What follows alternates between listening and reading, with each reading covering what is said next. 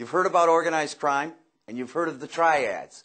Well, have you ever heard about organized government?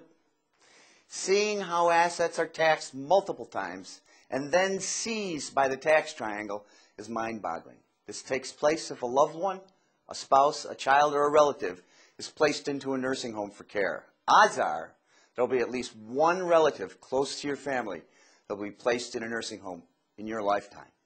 You know the federal government can take income tax at a maximum rate of 35%. That's what the Fed will take.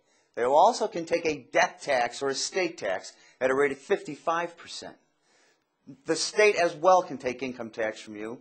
The New York State maximum tax rate is 6.85%.